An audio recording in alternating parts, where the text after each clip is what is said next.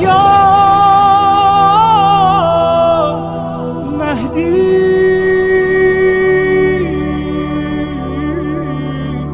مددی. اعوذ باللہ من الشیطان الرجیم. بسم اللہ الرحمن الرحیم. نادم ہیں، پشیمان ہیں، شرمندہ ہیں نبی، تربت ہے تیری دھوپ میں، ہم زندہ ہیں نبی. 8 شوال تاریخ انسانیت کا وہ سیاہ دن کہ جس دن وہابیوں نے مدینے کا محاصرہ کیا اور محاصرہ کرنے کے بعد جنت البقیع کو منہدم کر دیا. یہ جنت البقیع، یہ وہی مقام، یہ وہی جگہ کہ جہاں پر نبی کے بہت سارے اصحاب دفن ہیں، نبی کے جانشین دفن ہیں، نبی کی زوجات دفن ہیں، امہات المومنین دفن ہیں، نبی کے بہت سارے اصحاب دفن ہیں، خصوصاً جناب فاطمہ زہرا نبی کی اکلوتی بیٹی. اس مقام کو مسمار کر دیا. یہ جناب زہرا کی مصیبت اتنی عظیم مصیبت ہے کہ نبی کی بات جناب زہرا سلام اللہ علیہا کی زندگی میں اس امت نے جو نبی کا کلمہ پڑھی ہے اس نے اتنا ظلم کیا کہ خود شہزادی زہرا سلام اللہ علیہا نے فرمایا کہ جو مصیبتیں مجھ پہ پڑی ہیں اگر یہ دلوں پہ پڑ جاتی تو وہ سیارات میں تبدیل ہو جاتی. اور آج جب یہ زہرا چلی گئی تو بھی یہ ظلم کا سلسلہ نہیں رکا.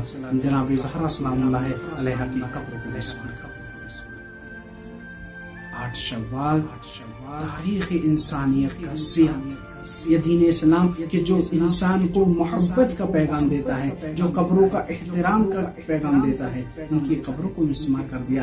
جس سے دین چلا ہے ان کی قبروں پہ آج ہم دیکھتے ہیں کہ اگر قبرستان میں ہمارے مذہب میں یہ سکھایا گیا ہے، ہمارے مذہب میں بتایا گیا ہے کہ جب کوئی عالم دین، کوئی ایسا شخص کہ جس نے دین کے سلسلے میں کچھ کیا ہے، جس نے دین کے سلسلے میں محنت و مشقت کی ہے، جب قبرستان میں ہم دیکھتے ہیں تو اس کے قبر کو ایک امتیازی حیثیت حاصل ہوتی ہے. اس کی قبر پہ سایہ ہوتا ہے، اس کی قبر پر چادر ہوتی ہے. کیوں؟ چونکہ دنیا جان لے، تاکہ گزرنے والا اور اس قبرستان میں آنے والا دیکھ لے کہ جو قبر سب سے الگ دکھ رہی ہے، تاکہ معلوم ہو جائے کہ اس شخص نے دین کے سلسلے میں کچھ کام کیا ہے، دین کی خدمت.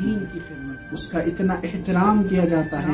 وہ شہزادی کہ جس نے سب کچھ قربان کر دیا، جہاں سے اسلام چلا، جس کے گھر سے اسلام چلا، جس کے گھر سے نماز چلی، کہ جس کے در پر ملائکہ آتے تھے، کہ جس کے در پر خود نبی آ کر سلام کرتے تھے، اس کی قبر مبارک کو مسمار کر دیا.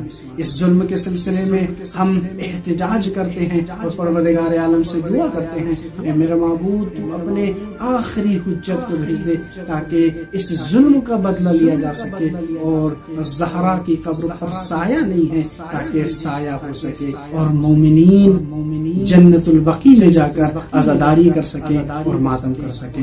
وآخر دعوانا الحمدللہ رب العالمین.